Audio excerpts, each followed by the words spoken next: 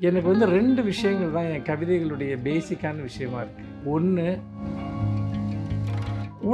ஒரு உடல் உறுப்பையோ அல்லது உடலினுடைய ஒரு தோற்றத்தையோ வந்து பார்த்தீங்கன்னா வர்ணிக்காம, ஒரு பிரைவேட் பார்ட்ட வந்து பார்த்தீங்கன்னா வர்ணிக்காம, ஒரு எக்ஸ்பீரியன்ஸ ஒருத்தர் எழுத முடியாது. ஒரு உறவுல, ஒரு காதல்ல உடல் தான் மிக மிக முக்கியமானது.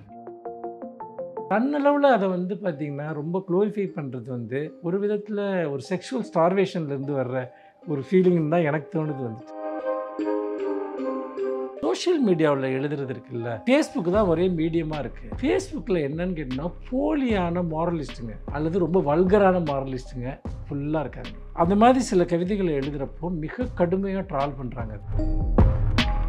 நான் சில காலேஜ் மீட்டிங்லாம் போகையில சில லெக்சர்ஸ்லாம் வந்து பேசுவாங்க. பேசையில வந்து இந்த பொண்ணுங்கள்லாம் வந்து யார் கூட இருக்கோங்கிறது முக்கியம் இல்ல. என்ன மைண்டோட இருக்குங்கிறது தான் முக்கியம். உங்களோட எந்த கவிதையிலயுமே காதல தாண்டி அடுத்த படிநிலைக்கு போனதே இல்ல.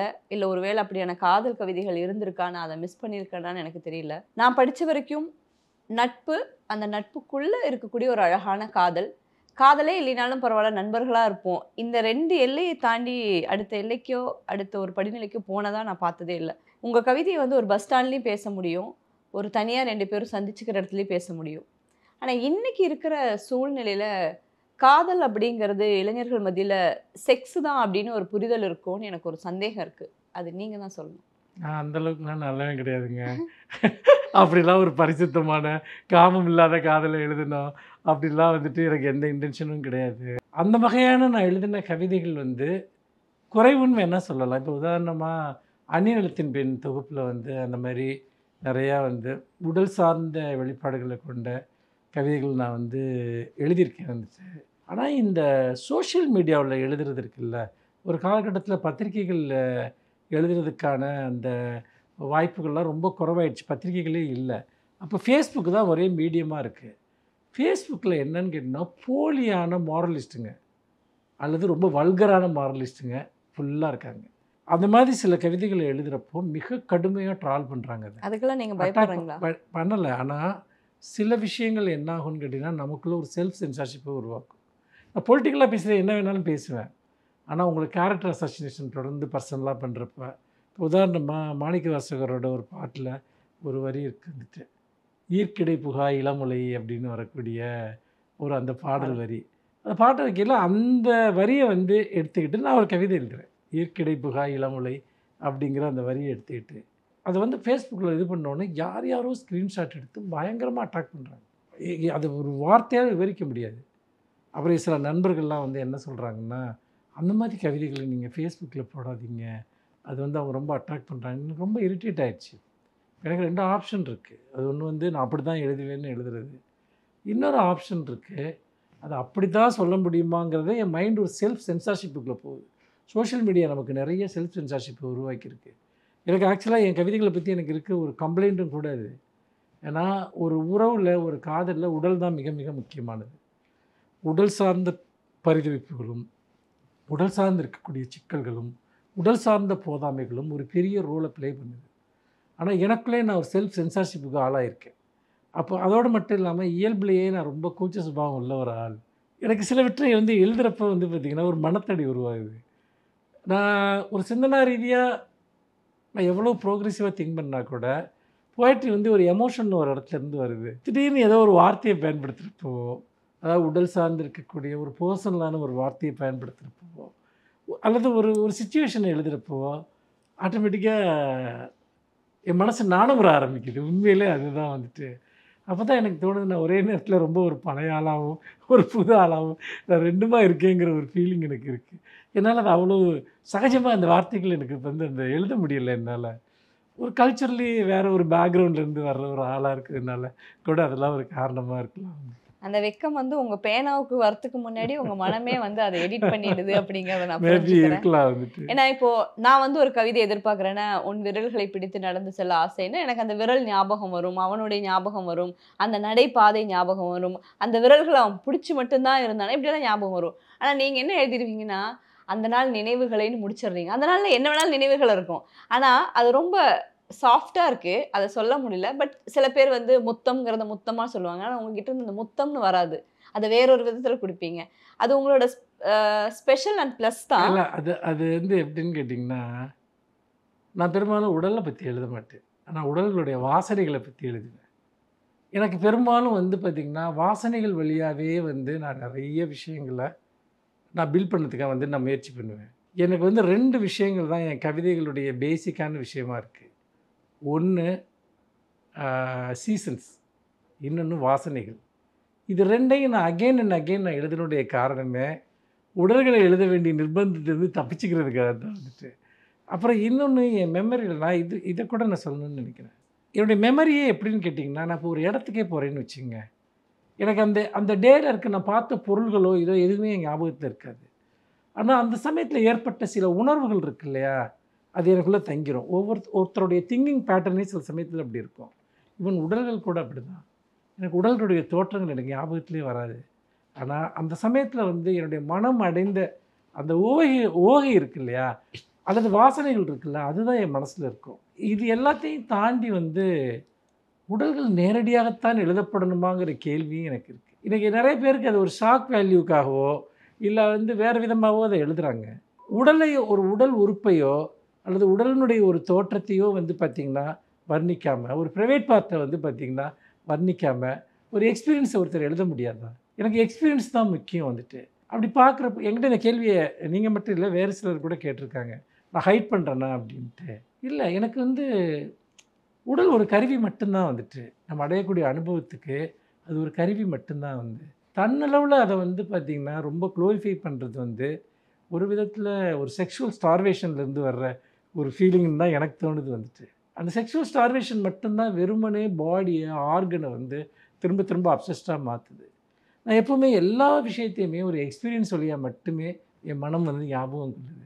அது அது அப்படிதான் நான் வந்து அந்த விஷயத்த அணுகுறேன்னு கூட தோணுது. மத்தபடி வந்து உடல் உறுப்புகளை பட்டவர்த்தனமாக எழுதுவதன் வழியாகத்தான் நம் காமத்தை எழுத முடியும் அப்படின்னு நம்புனா, அவங்க அத வந்து ஒரு சூப்பர்ஃபிஷியலா அண்டர்ஸ்டாண்ட் பண்ணிக்கிறாங்கன்னு தான் தோணுது. அப்ப நீங்க சொல்றத பார்க்கும்போது இந்த காதல் தெய்வீகமானது அப்படின்னு தோணுது. அதுவே நோ, நோ, நோ. நான் ஒரு ஏத்திஸ்ட். எதுவுமே எனக்கு தெய்வீகமானது இல்ல. அதுதான். ஃப்ரெண்ட்ஸ், பாய் ஃப்ரெண்ட், கேர்ள் ஃப்ரெண்ட், கிரஷ் இப்படி நெறைய வெரைட்டி வந்து காதலர்கள் அல்லது நண்பர்கள் பேசிக்கிற வார்த்தை இருக்கு இல்லையா? சில பேர் பூமரா இருக்காங்க, கிரிஞ்சா இருக்காங்க. அவங்களுக்கெல்லாம் வந்து ஃப்ரெண்டா அப்படின்னா என்ன? அப்படின்னு கேட்கிற ஆட்கள் இன்னைக்கும் இருக்காங்க. பட் நீங்க எப்படி வந்து இன்னைக்கு ஃபர்ஸ்ட் இயர் போற ஒரு பொண்ணு, ஒரு பையனோட கனெக்ட்டா இருக்கீங்க? அவங்க பேசுற அந்த வேர்ட் எல்லாம் எப்படி வந்து உங்களோட கவிதைகள பிரதிபலிக்குது? எப்படி காலேஜ்க்குள்ள ஒரு ரூம்ல டேய் மச்சான், டேய் பாய் ஃப்ரெண்ட், கேர்ள் ஃப்ரெண்ட், டேய் டியூட் இது எல்லாமே உங்களோட கவிதையில அப்டேட்டா இருக்குதே. எந்த காலேஜுக்கு போய் ரகசியமா படிக்கிறீங்க? ஒரு காலேஜ்லயே ஒருத்தர் இருக்காங்கன்னு வச்சுக்கங்க. உதாரணமா வந்து நான் நெறைய காலேஜ் லெக்சரர்ஸ் எல்லாம் பார்த்துருக்கேன். அவங்க எப்பவுமே ஸ்டூடண்ட்ஸ் கூட இருந்துக்கிட்டே இருப்பாங்க. ஸ்டூடண்ட்ஸ் கூட இன்டராக்ட் பண்ணிக்கிட்டே இருப்பாங்க. ஆனா, அவங்கள மாதிரி மோசமான பிற்போக்கான எண்ணம் கொண்டவங்கள எங்கேயுமே பார்க்க முடியாது. நான் சில காலேஜ் மீட்டிங்லாம் போகையில சில லெக்சர்ஸ்லாம் வந்து பேசுவாங்க. பேசையில வந்து இந்த பொண்ணுங்கள்லாம் வந்து அவங்க ஒரு ஒழுக்கம் கத்துக் குடுக்குறாங்க ஒரு லெக்சரர். நான் அந்த மீட்டிங்லயே ரியாக்ட் பண்ணேன். நீங்க பஸ்ஸில போகையில ஏன் மத்தவங்கள பார்க்குறீங்கன்னு கேட்குறாங்க. பொண்ணுங்க கிட்ட ஒரு ஒரு கேர்ல்ஸ் காலேஜ்ல. நான் சொன்னேன் வந்து, கண்கள் இருக்க எல்லாருமே பார்க்கத்தாங்க செய்வாங்க. அத ஏன் நீங்க வந்து ஒரு கம்ப்ளைண்ட்டா மாத்துறீங்கன்னு. அவங்க அந்த ஜெனரேஷன் கூட தான் இருக்காங்க. யார் கூட இருக்கோங்கிறது முக்கியம் இல்ல. என்ன மைண்டோட இருக்குங்கிறது தான் முக்கியம். என்னுடைய ரீடர்ஸ், நான் இன்டராக்ட் பண்ணக்கூடியவங்க, இப்ப இல்ல எப்பவுமே யங் ரீடர்ஸும் அல்லது என்னுடைய யங் ஃப்ரெண்ட்ஸும் தான் எப்பவுமே என் வாழ்க்கையில இருந்திருக்காங்க. என் ஏஜ் குரூப்ல எனக்கு ஃப்ரெண்ட்ஸே இருந்தது கிடையாது. எனக்கு 10 வருஷத்துக்கு கீழ கூட இருந்தது கிடையாது. ஒரு 20, 25 வருஷம் பின்னாடி தான் எப்பவுமே என்னுடைய ஃப்ரெண்ட்ஸ் எல்லாம் இருந்திருக்காங்க. காரணம் என்னன்னா, அவங்களுக்கு என் கூட தான் கம்ஃபர்ட்டா இருந்திருக்கு.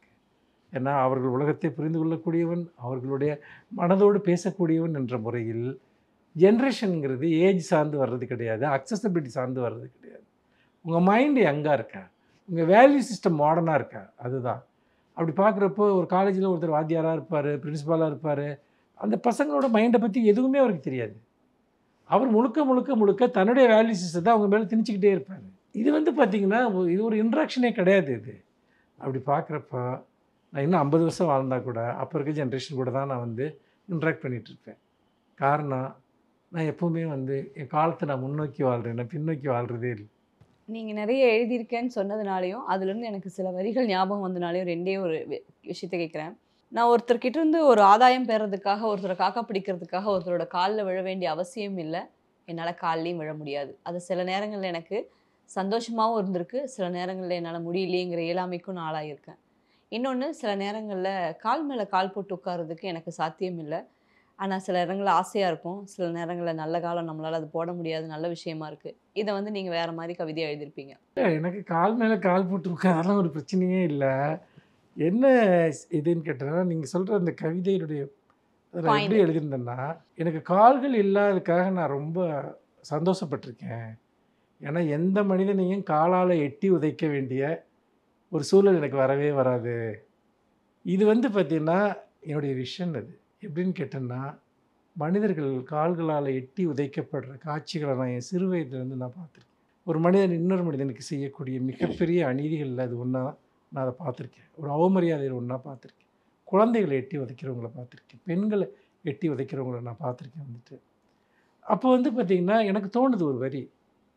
ஏன் நம்ம ஒரு விஷயத்தை நெகட்டிவாக மட்டும் யோசிக்கணும்? என்னால் எந்த மனிதனையும் காலால் எட்டி உதைக்க முடியாது. இது வந்து எனக்கு வந்து ஒரு மிகப்பெரிய டிக்னிட்டியாக எனக்கு தோணுது. இதுதான் நான் அதில் வந்து எழுதியிருந்தது. அது கால் மேலே கால் போட்டு உட்கார்றது இல்லை. காலால் எட்டி உதைக்க முடியாது. இன்னொரு விஷயம் என்னன்னு கேட்டிங்கன்னா, ஒருத்தர் ஒருத்தர் காலில் விழுறதோ, இல்லை ஒருத்தரை பார்த்தோன்னே அவங்களுக்கு டக்குன்னு எந்திரிச்சு நிற்கிறதோ, இது எதுக்குமே எனக்கு அவசியம் இருந்ததே இல்லை. ஏன்னா அதை நான் ஒரு கவிதையில் லெங்க்த்தியாக ஆமா, எழுதியிருக்கேன். பெரிய கவிதை. இது எல்லாமே ஒரு பாசிட்டிவிட்டிக்காக எழுதுறது இல்லை. ஒரே விஷயத்துக்கு பல பாசிபிலிட்டி இருக்குது. வாழ்க்கையில் ஒன்றை வந்து நம்ம ஒரே ஒரு ஆங்கிள்லேயோ ஒரே ஒரு பாசிபிலிட்டிலையோ பார்க்குறப்ப தான் நம்ம சிம்பிளான ஜட்ஜ்மெண்ட்ஸை உருவாக்குறோம். அப்படி கிடையாது. அதாவது எங்கேயோ ஒரு ரஷ்யன் நாவலில் நான் சின்ன வயசில் ஒரு வரி படித்தேன். எல்லா வாழ்க்கையும் முக்கியத்துவம் உடையது தான் அப்படின்ட்டு. அந்த வரி என் மனசில் ரொம்ப ஆழமாக பதிஞ்சிருச்சு. அது எந்த நாவல்னு ஞாபகம் இல்லை. எல்லா வாழ்க்கையும் முக்கியத்துவம் உடையது தான் அப்படின்னு. அப்போ எந்த விதத்துலலாம் என் லைஃப் முக்கியத்துவம் உடையதுன்னு நான் யோசிக்கிறேன். இப்படி வருத்தங்கள் இழப்புகளை நான் எழுதுகிற அதே சமயத்தில் அதுக்கு வேற ஒரு ஆங்கிள் இருக்கும் தானே.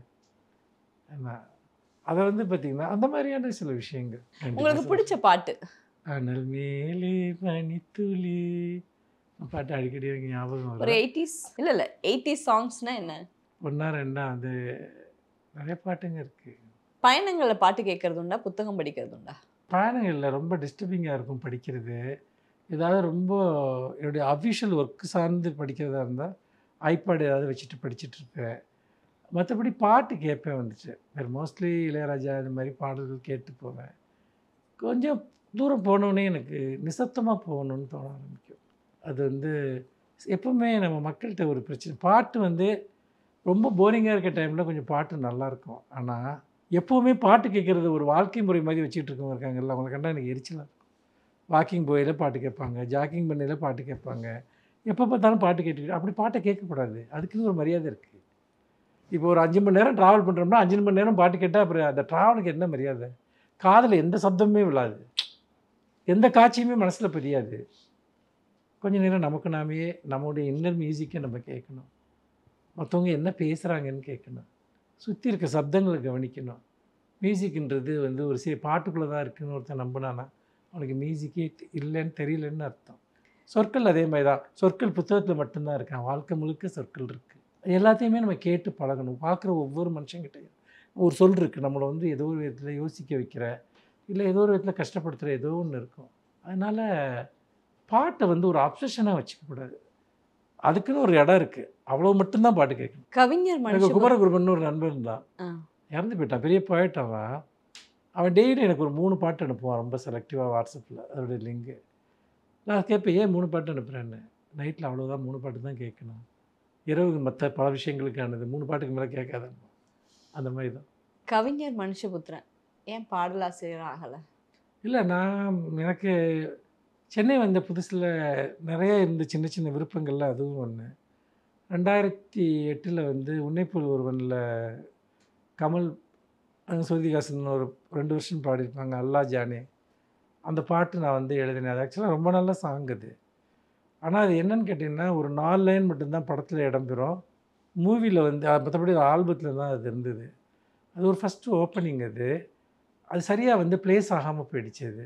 அதுக்கப்புறம் சினிமாவில் பாட்டு எழுதுனா அந்த 2008, 2009 தான் 2 பாதைகள் என் முன்னாடி இருந்தது. நீங்க ஒரு விஷயத்துக்குள்ள உங்கள முழுமையா நிரூபிக்கணும் அப்படின்னா, முழு நேரத்தையும் அதுக்கு குடுக்கணும்.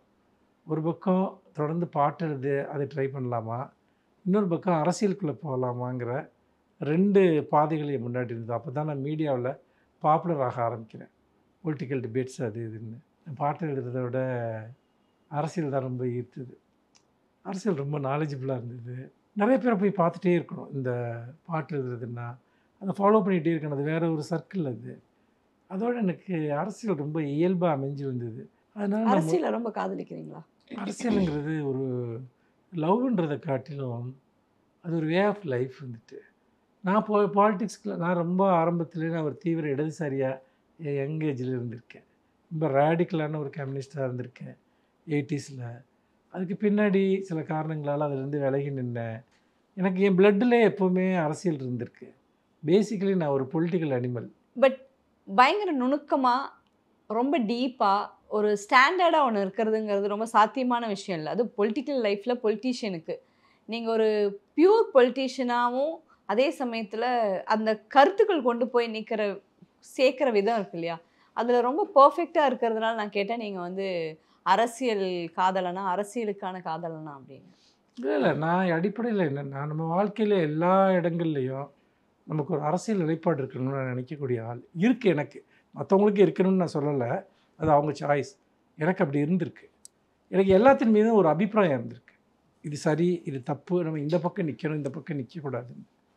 அப்படி பார்க்குறப்போ வந்து, அரசியல் என்னுடைய சிந்தனா முறையினுடைய ஒரு பகுதியா இருந்திருக்கு. நான் எப்பவும் அரசியல் மாணவனா நான் இருந்திருக்கேன். அரசியல் பத்தி படிச்சுட்டே இருப்பேன். நான் எல்லா நாட்டில நடக்கிற ஈவெண்ட்டையும் நான் ஃபாலோ பண்ணுவேன். அதுக்கு இன்டராக்ட் பண்ணுவேன். ரொம்ப யங் ஏஜ்லேருந்தே எனக்கு அந்த ப்ராக்டிஸ் இருந்திருக்கு. அதனால எனக்கு அரசியலுங்கிறது அது ஒரு ஒரு பெரிய அளவுக்கு எனக்கு அது மனசுக்கு உற்சாகம் தரக்கூடியதா இருந்திருக்கு. அப்புறம் இன்னொன்னு, நம்ம நாட்டில நடக்கிற விஷயங்களுக்கெல்லாம் முன்னாடி ஒருத்தன் அரசியல் உணர்வு இல்லாம இருந்தான்னா, அவன்கிட்ட ஏதோ ஒரு கோளாறு இருக்குன்னு அர்த்தம். அரசு பணி, அரசியல் பணி, பொதுஸ் பணி, ஏகப்பட்ட கல்லூரி மாணவர்களோடு பயணம், இப்படி ஏகப்பட்ட விஷயங்கள் வச்சிருக்கீங்க. கேட்ட உடனே எப்ப கேட்டாலும் குடுக்குற மாரி முத்தத்தையும், அன்பையும் தவிர இன்டர்வியூ குடுத்துக்கிட்டே இருக்கிறீங்க. அதனால உங்களுக்கு ரொம்ப நன்றி. நன்றி, வணக்கம்.